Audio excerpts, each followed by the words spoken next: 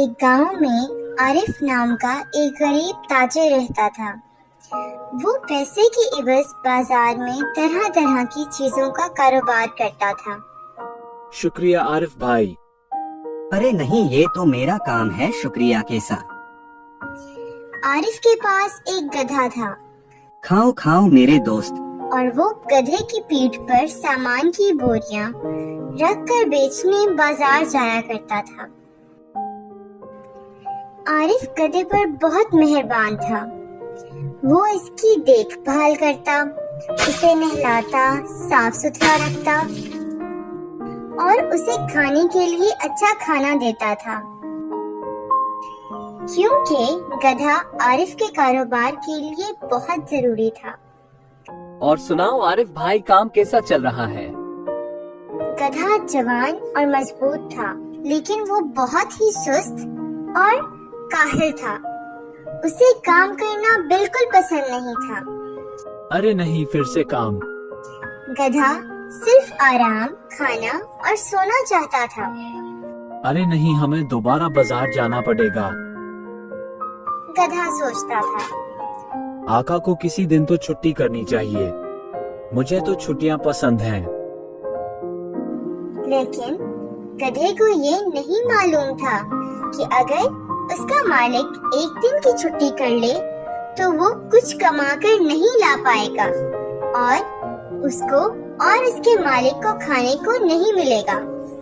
बाजार तक पहुंचने के लिए उसे एक दरिया अबूर करना पड़ता था। आरिफ दरिया अबूर करते वक्त गधे का खास ख्याल रखता। अरे ढोलू भाई, आजकल नमक को बहुत मांग है। मैं सोच रहा हूँ नमक का कारोबार शुरू कर दूं और अमीर हो जाऊं। एक दिन जब आरिफ ने बाजार में नमक की बहुत मांग के बारे में सुना तो उसे फरोख्त करने का फैसला किया। आरिफ ने नमक की 6 बोरियां गधे की पीठ पर लाद दी।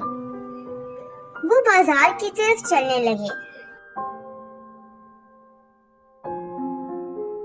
और इस दिन नमक की सारी बोरियां बेच दी। आरिफ हर रोज नमक बेचने लगा। गधा रोजाना नमक की भारी बोरियां मंडी ले जाता। आरिफ, मुझे अभी और नमक की जरूरत है।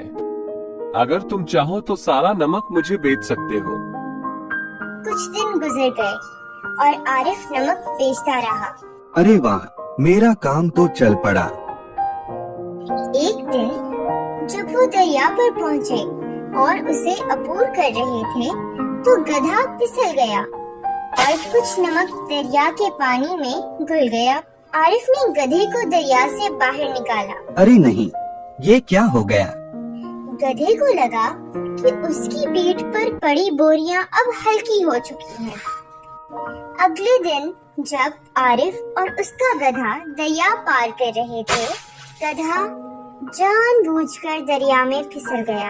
ये तुमने क्या कर दिया बेवकूफ? कि इस तरह से उसे बोझ नहीं उठाना पड़ेगा। ये बात आरिफ जानता था।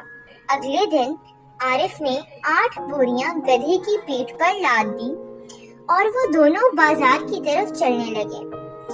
जब वो दरिया पार कर रहे थे तो गधा फिर फिसल गया। लेकिन जब वो उठा तो उससे लगा कि बोरियां तो पहले से भी ज्यादा भारी हो गई हैं। आरिफ ने नमक की बोरियों को रुई की बोरियों के साथ तब्दील कर दिया था। रुई दरिया का पानी जज़्ब करके भारी हो गई। हाँ हाँ हाँ, तुम ना सोचा था तुम मुझे बेवकूफ बना सकते हो। आरिफ ने गधे से कहा।